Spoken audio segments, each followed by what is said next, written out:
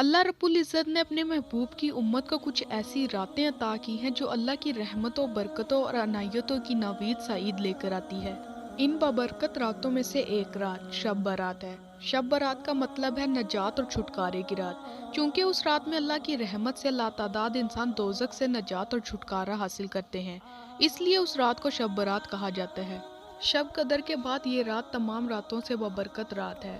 امام غزالی فرماتے ہیں جس طرح مسلمانوں کے لیے دو عیدیں ہیں، اسی طرح فرشتوں کے لیے بھی دو عید کی راتیں ہیں، جن میں سے ایک شب برات ہے اور دوسری شب قدر۔ بہت سی احادیث مبارکہ ہیں۔ اس بابرکت رات کی عظمت فضیلت واضح ہوتی ہے۔ تقریباً 10 صحابہ کرام سے شب برات کے حوالے سے احادیث مروی ہیں۔ حضرت علی مرتضیٰ رضی اللہ عنہ سے مروی ہے کہ نبی پاک نے ارشاد فرمایا، جب شعبان کی 15ویں رات آئے تو اس رات میں قیام کیا کرو اور دن کو روزہ رکھا کرو۔ بے شک اللہ تعالیٰ اس رات میں غروب آفتاب سے لے کر طلوع فجر تک آسمان دنیا پر نزول فرماتا ہے اور فرماتا ہے کہ ہے کوئی بخشش طلب کرنے والا کہ اسے بخش دوں، ہے کوئی رزق کا طلبگار کہ اسے رزق دوں، کوئی مصیبت زدہ کہ اسے آرام دوں، ہے کوئی ایسا؟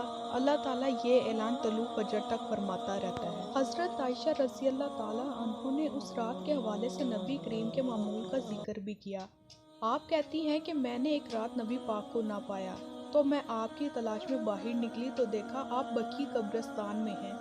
آپ نے فرمایا کیا تم ڈر رہی تھی کہ اللہ تعالیٰ اور اس کا رسول تم پر ظلم فرمائیں گے؟ میں نے عرض کیا یا رسول اللہ، میرا گمان تھا آپ اپنی کسی زوجہ کے ہاں گئے ہوں گے۔ پھر آپ نے فرمایا بے شک اللہ تعالیٰ شعبان کی 15ویں رات کو آسمان دنیا پر نزول فرماتا ہے اور قبیلہ بنی کلب کی بکریوں کے بالوں سے زیادہ تعداد میں لوگوں کی مغفرت فرماتا ہے۔ قبائل عرب میں قبیلہ بنی کلب میں سب سے زیادہ بکریاں پالنے کے حوالے سے مشہور۔ اس مقام پر قبیلہ بنی کلب کی بکریوں کا ذکر یہ واضح کرنے کے لیے کیا گیا جس طرح قبیلہ بنی کلب کی بکریوں کے بال گننا ناممکن ہے، اسی طرح اللہ تعالیٰ اتنے افراد کو جہنم سے آزاد فرماتا ہے جنہیں احاطہ شمار میں لانا ناممکن ہے۔ اسی طرح نبی پاک نے ایک مقام پر اس امر کا ذکر فرمایا کہ اس رات میں اللہ تعالیٰ کتنے لوگوں کو جہنم سے آزاد فرماتا ہے اور کون ایسے لوگ ہیں جو اس عظیم رات میں بھی اس رحمت سے محروم رہتے ہیں۔